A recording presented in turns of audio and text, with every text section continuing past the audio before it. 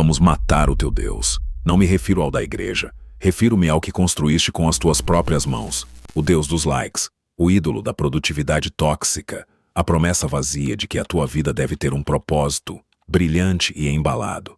Friedrich Nietzsche já o matou por ti há mais de um século.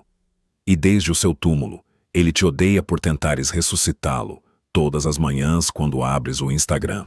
A tua ansiedade não é uma falha química. O teu vazio não é um erro. São os sintomas exatos, preditos ao detalhe, de te intoxicares com as migalhas de sentido de uma era que Nietzsche viu chegar. Venderam-te um céu barato, feito de metas de consumo e validação externa, e estás a afogar-te nele. Sentes que corres numa esteira, em direção a lugar nenhum, porque todo o sucesso sabe a papelão. E se eu te dissesse que este filósofo, este homem que a história pintou, como um louco bigodudo, não estava a escrever teoria. Estava a escrever o manual de diagnóstico da tua crise existencial digital. Fê-lo porque a sua vida foi uma versão em carne viva do teu inferno privado. A dor sem razão, a rejeição, a traição de tudo o que se supunha sagrado. O que vem a seguir não é uma aula de história. Isto é uma intervenção de emergência e tens apenas meia hora para prestar muita atenção. E ou sais daqui com as ferramentas para forjar o teu próprio sentido, ou regressas ao nevoeiro. A escolha, pelo menos por esta vez, é tua. Esquece as fotos a preto e branco, o busto de mármore empoeirado.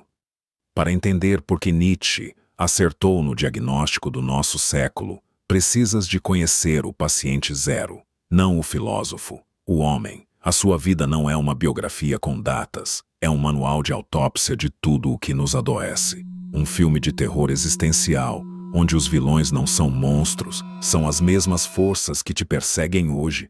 A herança tóxica, a prisão do normal, o desamor que te define e a dor crônica que não te mata, forja-te. Vilão número 1. A espada quebrada. O pai dele era pastor. Um homem bom, um pilar da comunidade, um representante de Deus na terra, e morreu jovem, deixando uma criança chamada Friedrich, com uma lição brutal gravada a fogo. As promessas mais sagradas quebram-se. A figura de autoridade máxima, a que tudo sabe, é frágil e desaparece. O primeiro ídolo, o do pai e o Deus protetor, espatifa-se contra o chão.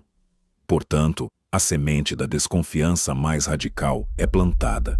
Nenhum sistema de crenças externo, por mais luminoso que pareça, é imune ao colapso.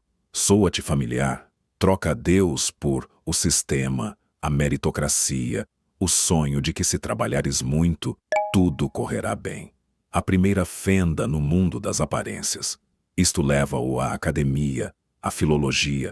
Aí está o vilão número 2, a prisão da normalidade. Imagina uma mente que é um martelo, um instrumento para demolir e forjar, encerrada numa biblioteca onde só é permitido acariciar os livros com luvas brancas. A academia era isso, uma fábrica de pó, de consenso, de verdades mortas consensuais. Mas o seu cérebro não suportava o incenso do templo. O que ele via como um campo de batalha de interpretações, eles viam como um cemitério de factos. Portanto, desenvolve um ódio visceral, não ao conhecimento, mas ao pensamento de rebanho. A cobardia intelectual, que prefere o conforto de uma mentira, partilhada à vertigem de uma verdade solitária. Aqui nasce o futuro martelo. Soa-te familiar?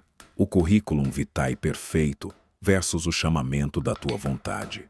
As regras do jogo profissional versus a ideia herege que queima na tua cabeça. Nietzsche escolheu a heresia e foi expulso da respeitabilidade, o seu primeiro ato de liberdade. E então chega o vilão que distorce tudo, o deserto afetivo. Lou Salomé, a mulher intelectualmente brilhante, livre, que o rejeita. Não é uma fofoca romântica, é a chave de um trauma filosófico. Porque Nietzsche não era um incel ressentido, era um homem que oferecia à sua mente mais brilhante o seu projeto de uma nova humanidade, e foi rejeitado em favor da mediocridade cortês de um amigo. Portanto, aqui há compaixão, o amor romântico, Todo esse território sentimental torna-se suspeito, não por misoginia, mas por uma análise impiedosa. O afeto, a piedade, são frequentemente as ferramentas mais sofisticadas para a domesticação. Para dizer, desce daí, sê normal, sê como nós. Lou não partiu o seu coração, demonstrou-lhe como os laços humanos podem ser a corrente mais efetiva para o espírito livre. Dói? Imagina projetar a tua obra-prima vital e que te digam, é demasiado. Todos nós já estivemos lá. O que leva ao vilão final e mestre, o hóspede de ferro. As enxaquecas que o prostram durante dias, a visão que se apaga, o corpo que é uma traição constante, um calabouço de dor crônica. A maioria teria desistido, teria escrito panfletos de autocomiseração, mas aqui acontece a magia alquímica nietzschiana. O mas converte-se em portanto. A dor não o destrói, converte-se na sua oficina. Porque na escuridão do quarto, sem estímulos, sem distrações, a mente torna-se a sua única paisagem. Aprende a pensar a partir do sofrimento, não apesar dele. E deste inferno físico, brota a ideia mais radical, o hack definitivo, o amor fati, o amor ao destino, não a resignação estoica, não o aguenta. É isto que me está a matar, também me está a construir. É meu. E se tivesse que viver esta vida infinitamente, com toda a sua dor, escolhê-la-ia de novo, porque é a única que me converte em quem sou. A sua doença não foi um obstáculo para a sua filosofia, foi a forjadora da sua filosofia. Vês o padrão? Cada tragédia não é um facto isolado, é o golpe de martelo que forja a seguinte ferramenta conceptual. A morte do pai forja o martelo para os ídolos. A prisão acadêmica forja o desprezo ao rebanho. O desamor forja a suspeita em relação às correntes afetivas. A doença forja a transvaloração do sofrimento. Isto não é uma vida interessante. É um laboratório de altíssima pressão onde se cozinha o antídoto para o niilismo moderno. E agora, com o homem nu diante de ti, com as suas feridas expostas, estás pronto. Porque agora podes segurar as suas ideias e sentir que ainda estão quentes, pulsando com o sangue de quem as viveu, antes de as escrever. Não são teorias, são cicatrizes convertidas em sabedoria. E tu tens as mesmas feridas, só te falta o martelo para as forjar em poder. Esse martelo vem agora, esquece o homem, agora pega no seu martelo, porque a biografia era o prólogo, o aquecimento. O que vem agora é o treino de combate filosófico. As ideias de Nietzsche não são consolo, não são perspectivas interessantes. São bisturis desenhados para uma operação de peito aberto na tua consciência. E vamos começar pela incisão mais profunda, a que dói precisamente porque toca na ferida que nem sequer sabias que tinhas aberta e a supurar.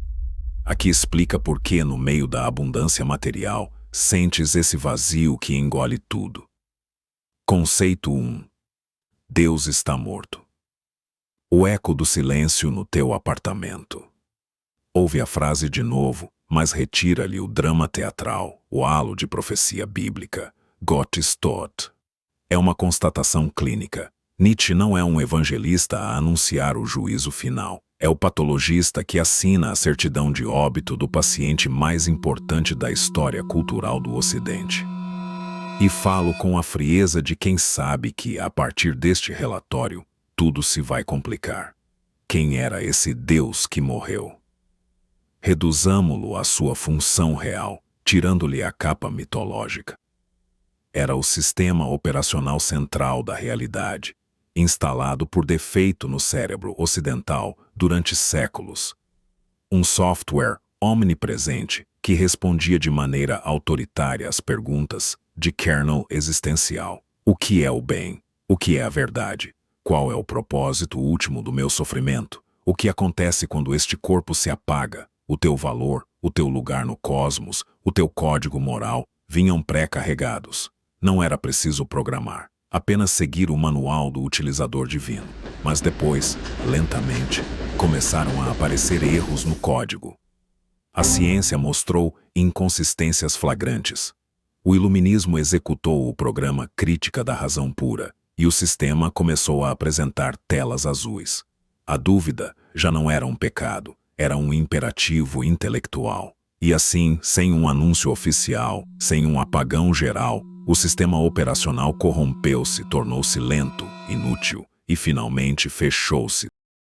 Deus morreu, e nós, com a nossa ciência, a nossa crítica, a nossa modernidade, somos os assassinos. Agora, translada esta morte metafórica para a tua vida concreta, às 13h17 da manhã, quando o último scroll do TikTok não consegue anestesiar o zumbido no teu peito.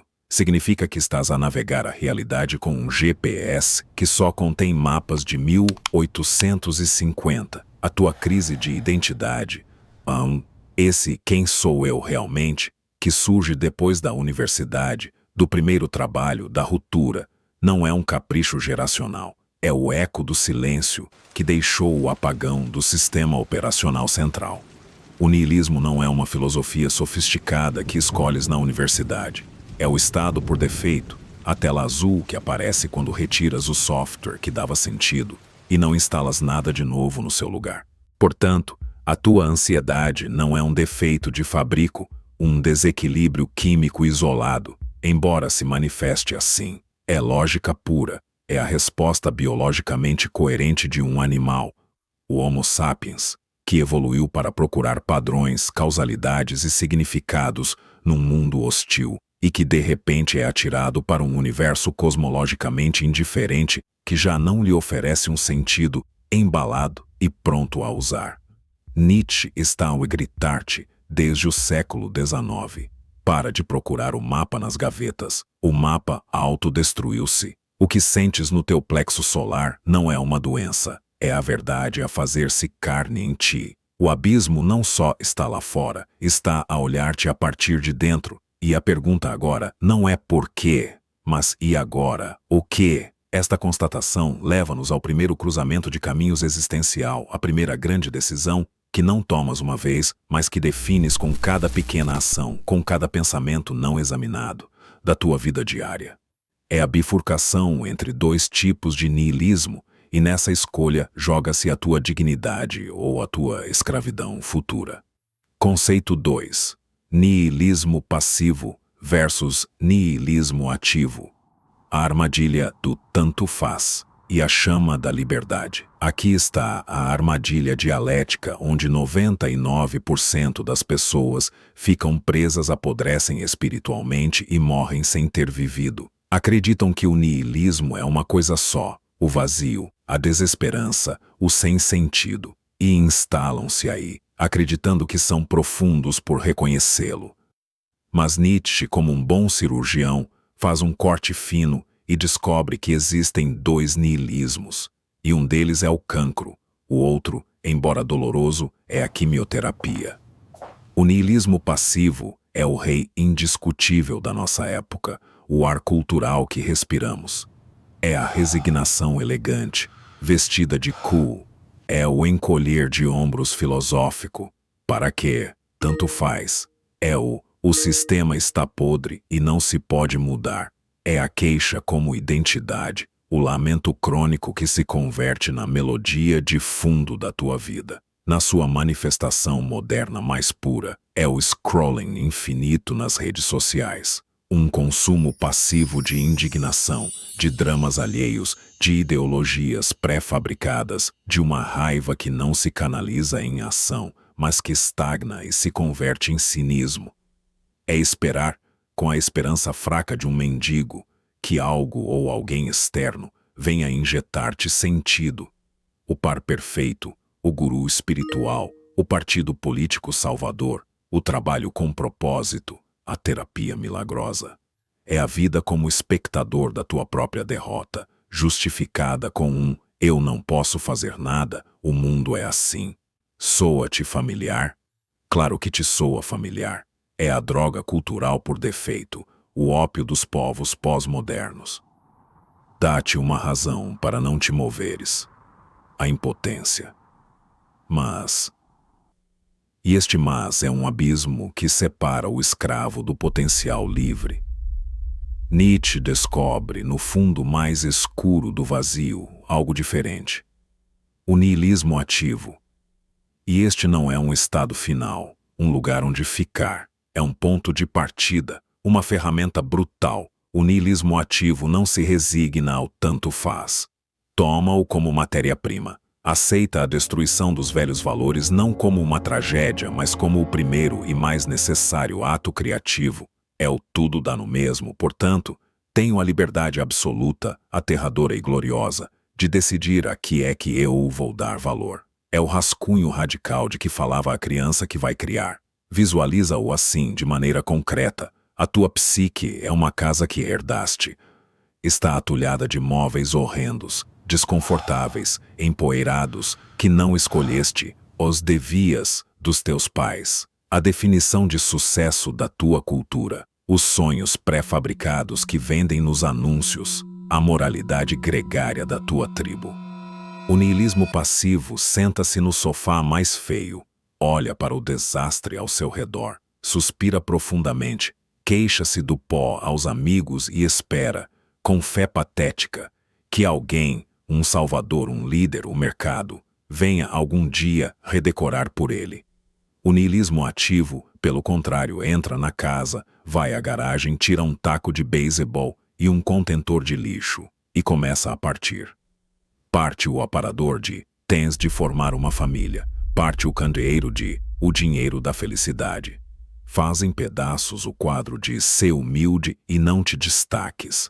Não o faz por vandalismo infantil. Falo para fazer espaço, porque sabe com a certeza do artista que antes de poderes criar o teu próprio estilo, o teu design autêntico, precisas do vazio, da pura potencialidade, da tela em branco. A destruição não é o fim, é a condição de possibilidade da criação. Portanto, cada vez que partes internamente um devias herdado, devo ter um filho aos 30, o sucesso é um cargo de direção. A vida deve ser feliz e confortável. Não estás a ser negativo ou rebelde sem causa. Estás a exercer o niilismo ativo. Estás a usar o martelo. O perigo mortal, adverte Nietzsche, é ficar estagnado na fase de destruição. Porque apenas destruir, sem criar nada de novo, converte-te num monstro cínico, num adolescente eterno cuja única identidade é estar contra. É a paródia do leão que só sabe rugir não. A destruição tem um único propósito digno: limpar o terreno para construir. E para construir algo que valha a pena, algo que não desmorone ao primeiro vento de dúvida, precisas de conectar com a força motriz mais fundamental do teu ser. Não é a ambição mundana. É algo infinitamente mais profundo e biológico. Conceito 3. A vontade de poder. O motor que não te ensinaram a ligar.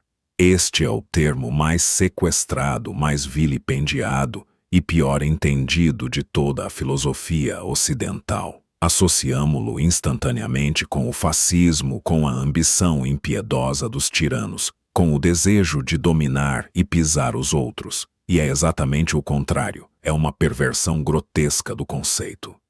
A vontade de poder, Willis Surmart, não é querer poder sobre, não é a pulsão do ditador, é a força expansiva intrínseca da própria vida. É o impulso biológico espiritual que faz com que uma semente rache o betão para procurar a luz. É a energia que te leva a aprender a tocar piano aos 40 anos, a correr mais 1 quilômetro quando já não podes, a dominar uma língua, a resolver um problema complexo, não por um diploma ou um aplauso, mas pela sensação pura de expansão interna, de superação de um limite anterior. É o teu código-fonte mais básico para te tornares mais, para cresceres, para te superares a ti mesmo. É a tendência de todo o organismo vivo a não só conservar-se, mas a aumentar, a intensificar a sua existência. Pensa num videojogo que te apaixone. Jogas unicamente para ver os créditos finais? Ou há algo mais? A pulsão de melhorar a tua habilidade, de desbloquear novas capacidades da tua personagem, de superar esse chefe que te matou 10 vezes, de sentir que o teu domínio sobre o sistema do jogo se expande. Essa pulsão, esse querer mais, que não é cobiça, mas crescimento.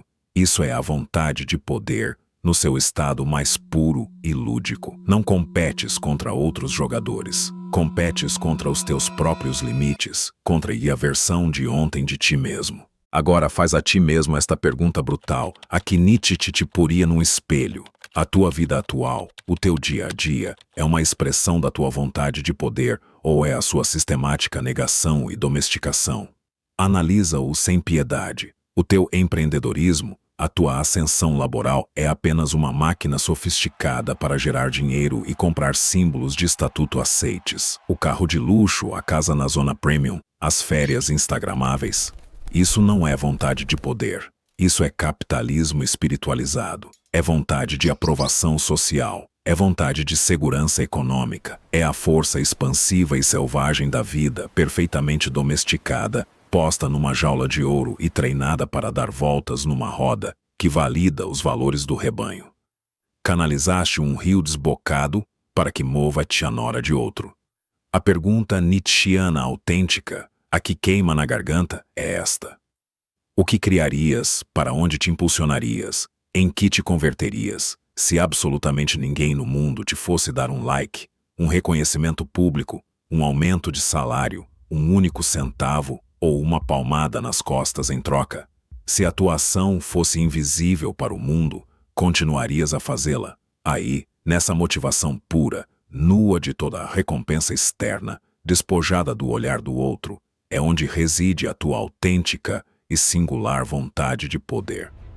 É o motor que continuará a funcionar quando se tiverem apagado todos os holofotes, quando o sentido emprestado se tiver esfumado. É o teu gerador de emergência existencial. E este conceito é a ponte de ouro, porque quando começas a exercitar essa vontade de poder autêntica, quando crias e ages a partir desse lugar interno, estás a dar o salto qualitativo definitivo. Estás a deixar de ser o animal reativo que responde a estímulos do rebanho para te converteres no autor, no legislador, no artista da tua própria existência. Estás pronto para uma metamorfose.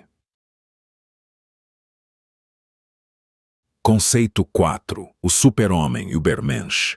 A metamorfose que espera em ti.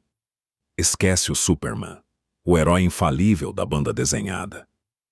Esquece o gênio sobre-humano e inalcançável. O Übermensch é algo muito mais radical, muito mais terreno, e por isso muito mais aterrador e esperançoso. Não é um ser que nasce, é um processo ao qual se chega. Uma direção, não um destino. Nietzsche descreve-o como uma metamorfose do espírito. Uma transformação em 3 atos cruciais, 3 peles que deves mudar. Primeiro ato, o camelo. Este é o ponto de partida de quase todos. O camelo é o animal de carga por excelência, baixa a cerviz com docilidade e aceita carregar os pesos mais pesados que lhe atirem para cima. Que carga? Os valores herdados. Deve ser humilde, deve ser útil e produtivo, deves procurar a estabilidade, deves comprazer os teus pais, deves seguir a tradição. O camelo não questiona, carrega.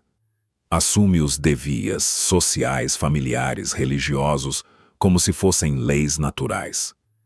É a fase da obediência inconsciente, da aceitação acrítica. Todos nascemos e somos socializados como camelos.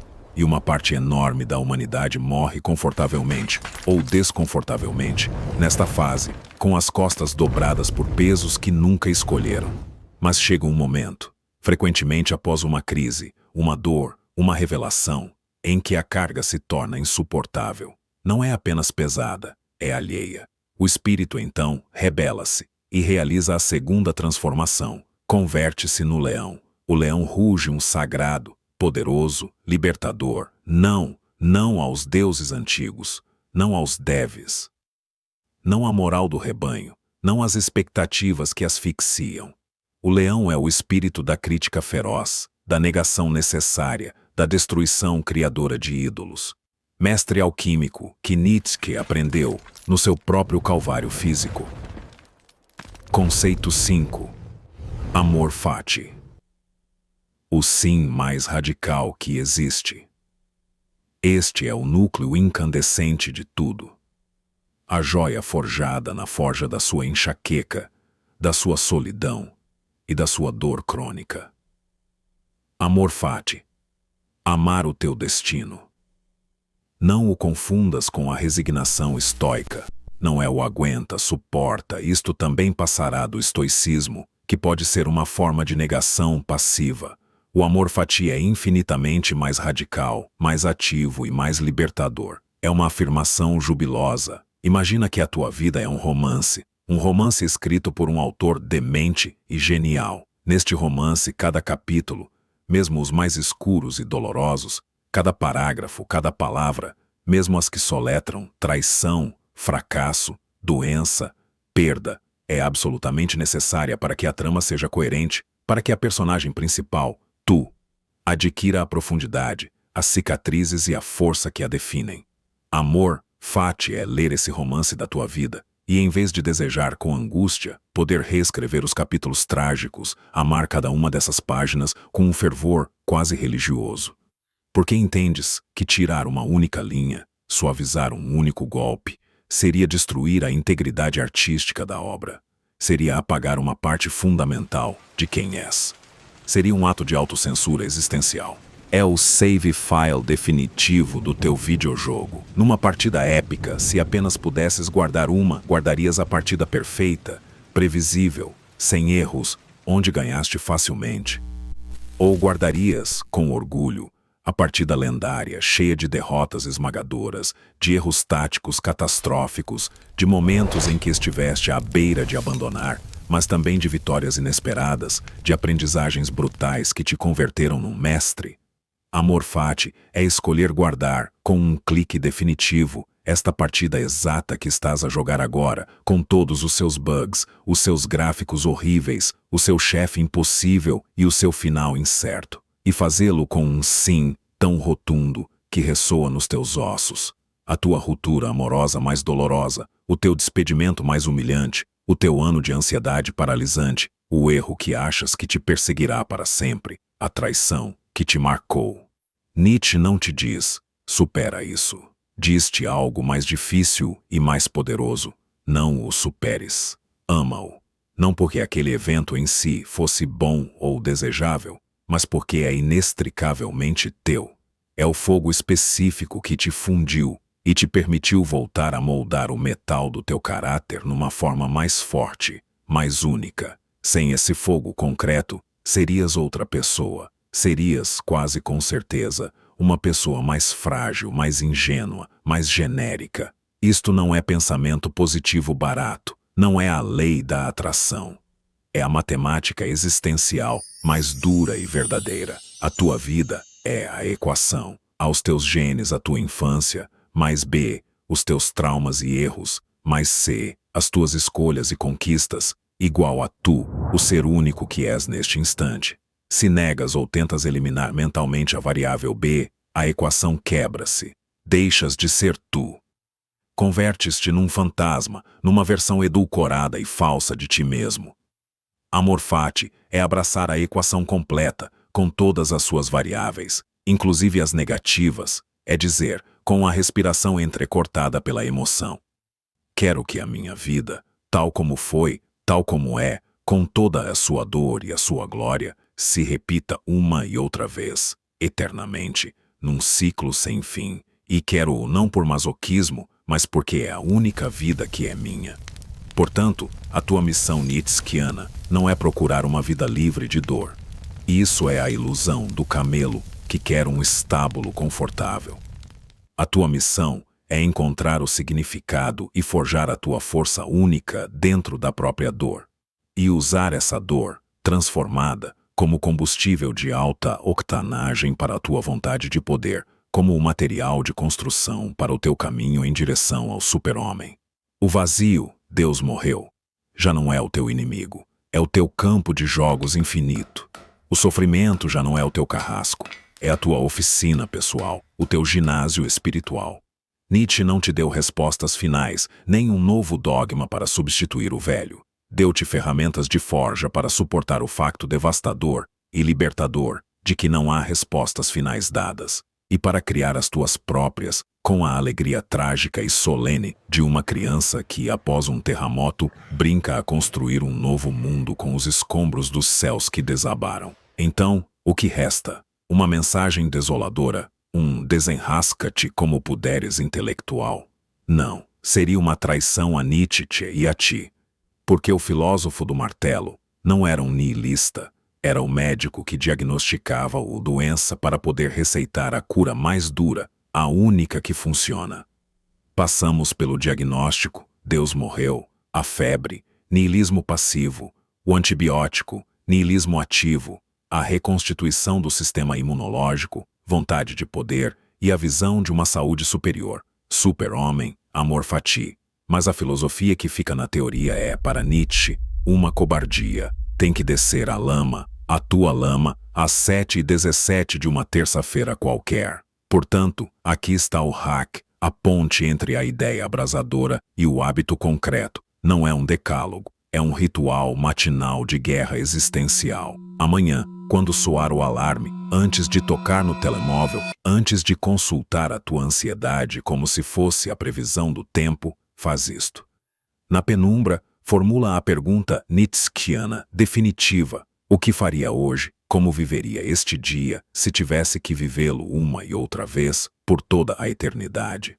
Isto não é o aproveita o dia dos influenciadores. É infinitamente mais pesado e mais leve ao mesmo tempo. É a lógica do amor, fati aplicada ao imediato. Não se trata de fazer algo épico todos os dias. Trata-se de que cada pequeno ato, a maneira como tomas o pequeno almoço, a palavra que dizes a um colega, o trabalho que fazes, esteja imbuído de tal intencionalidade soberana que estejas disposto a assinar pela sua repetição eterna. Vais perder 2 horas nas redes por inércia? Pergunta-te, assinaria para repetir esta perda de energia uma infinidade de vezes? A resposta guiar-te-á com mais força do que qualquer disciplina, em direção aos teus atos autênticos. Identifica e mata um ídolo herdado, por mais pequeno que seja, antes do meio-dia. A fase do leão não é um evento único, é uma prática de manutenção. Hoje, escolhe um. O ídolo da disponibilidade total. Não respondas a esse e-mail fora do teu horário de trabalho, embora se espere. O ídolo da positividade tóxica. Permite-te estar zangado ou triste sem te justificares. O ídolo da produtividade como valor supremo. Deita fora 20 minutos deliberadamente a olhar pela janela sem propósito. Cada ídolo derrubado é um tijolo que tiras da prisão do teu camelo. É nihilismo ativo em doses homeopáticas diárias. Encontra um momento para a expansão pura. Procura 15 minutos para fazer algo que não tenha nenhum valor de troca, apenas valor de crescimento interno. Aprender 3 acordes numa guitarra, memorizar 5 palavras de uma língua nova, tentar resolver um puzzle mental. Não o publiques, não o rentabilizes, não o otimizes. Apenas falo pela sensação de que a tua mente ou o teu corpo se expandem 1 milímetro. Aí estás a alimentar a tua vontade de poder autêntica, desacoplada da aprovação externa. É o músculo do super-homem. Isto não é autoajuda, é autolegislação. É pegar nas ferramentas do filósofo e convertê-las na alavanca com a qual moves a tua realidade cotidiana. Nietzsche não te promete felicidade. Promete-te algo melhor, propriedade sobre a tua vida. E a propriedade dói, porque acarreta responsabilidade total. Agora, o final. E aqui vem a minha proposta, mas não a que esperas. Não vou suplicar-te que dês um gosto ou te subscrevas. Isso seria converter este apelo à soberania numa transação barata. Seria contradição pura. Em vez disso, lanço-te um desafio gamificado, um teste de fogo para ver se isto realmente penetrou ou se foi apenas um espetáculo intelectual. A teoria está na tua cabeça, agora é a vez da ação pública, o primeiro ato de criação de valor. Vai aos comentários e escreve, com total honestidade, uma única coisa. O ídolo que eu mato hoje é Dinasu. Pode ser grande, a crença de que devo ser perfeito, ou pequeno, o hábito de verificar notificações ao acordar. Mas tem que ser concreto, tem que ser teu. Este é o primeiro ato de niilismo ativo em comunidade, não para formar um novo rebanho, mas para ver as correntes que outros também estão a quebrar, para encontrar coragem na sincronia das nossas marteladas. O super-homem não é um lobo solitário, é um criador que às vezes precisa do eco de outros criadores para se assegurar de que não está a delirar. Atreves-te, ou vais fechar esta aba e voltar ao ruído, com uma ideia mais interessante na cabeça, mas sem uma única fenda nos teus muros.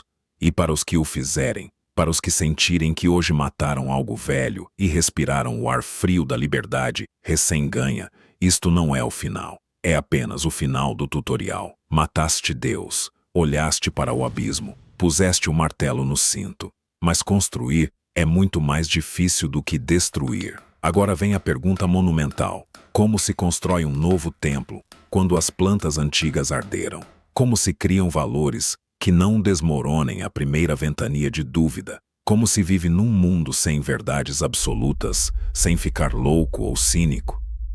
O passo seguinte é o mais perigoso, porque requer as ferramentas do filósofo mais incômodo para o sistema, o que dissecou como o poder não só nos oprime, mas nos constrói a nós mesmos a partir de dentro. Se Nietzsche te deu o martelo para quebrar as tuas correntes, Michel Foucault vai dar-te o microscópio para veres como esses elos se fundiram com a tua própria pele, e o bisturi para separá-los sem morreres na tentativa, porque a prisão mais eficaz não tem grades, tem o teu próprio consentimento. Vemo-nos lá na próxima trincheira.